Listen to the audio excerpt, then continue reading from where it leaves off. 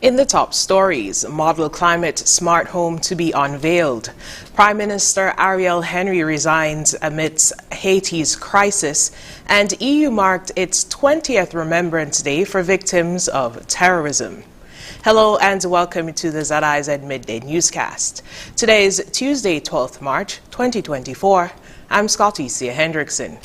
Nationally, the first City Form Climate Smart Model Home has been constructed and will be unveiled later this week. The home, developed by the East Coast Housing Development Limited and facilitated by the National Housing Corporation (NHC), was constructed as part of the government's housing solution. Executive Chairman of East Coast Housing Development Limited, Brian Singh, explained what went into construction of the home. As the Minister and the Prime Minister said rightly, when you look at the quality of work that we have produced, it's second to none. St. Kitts has not seen this type of technology before. Walls are loaded. Normally, conventionally, you have the walls and then you put the concrete roof. So you have adjoining. With our system, you come up with the walls, the concrete is filled and it comes over the roof into the other side. So there's continuity. Yet still we have sealant, we have sealed the roof also, and we are ensuring that it doesn't leak or whatever have you. Because of the roof that we have, and this is not the conventional structure of roof, we have deck pan that we use, which is strong. We are saying that you can build on top. You could use continue to use our method, our technology, or you can also use the normal brick and mortar technology. Each house will come with a refrigerator, a stove, and a rooftop water heater. Every single of the 2,400 homes that we build will come with that.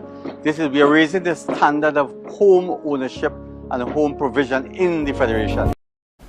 CEO of Ricky's Construction, Bramdat Prasad, also expounded on the makeup of the house. You could take two-story and it's a solid concrete house. It's like a retaining wall. You have 16 inches apart, steel, horizontal and vertical, every 16 inches and every 10 inches. So basically the panel that they use is actually to hold the concrete, so it's like an extra support. So if you're asking me about the construction, yes, it's a good construction because it's strong, because all steel and concrete. The Federal Cabinet of St. Kitts and Nevis was among the first to tour the newly constructed Climate Smart Model Home in Connery on Monday, March 11, 2024. According to Prime Minister Honorable Dr. Terence Drew, the official opening of the Climate Smart Home marks a significant milestone in St. Kitts and Nevis's journey towards environmental sustainability and improved living standards for its residents. The public is invited to visit and tour the Smart Home during the hosting of an open house from 8 a.m. to 7 p.m. on Wednesday, March 13th. The home is set for its official unveiling on Thursday, March 14th, 2024, in Connery at 9 a.m. The Ministry of National Security is investigating the circumstances that led to a rubber dinghy coming ashore at Keys Bay, St. Kitts on March 9th, 2024. Having been alerted by the St. Kitts and Nevis Defense Force Coast Guard of suspicious activity in the area, officers of the Royal St. Christopher and Nevis Police Force and the St. Kitts and Nevis Defense Force responded to the scene. Though the vessel was met empty, the law enforcement officers observed several personnel items in the vessel and indication that it had previously been occupied by multiple persons. It is currently unknown if the dinghy came ashore with said persons aboard. The Ministry of National Security and the Royal St. Christopher and Nevis Police Force are soliciting the assistance of the general public.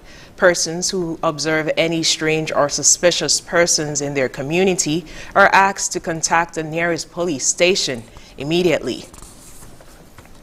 The Ministry of Social Development and Gender Affairs honored 12 pioneering women who have positively contributed to the development of St. Kitts and Nevis during an annual award ceremony celebrating International Women's Day on March 8, 2024.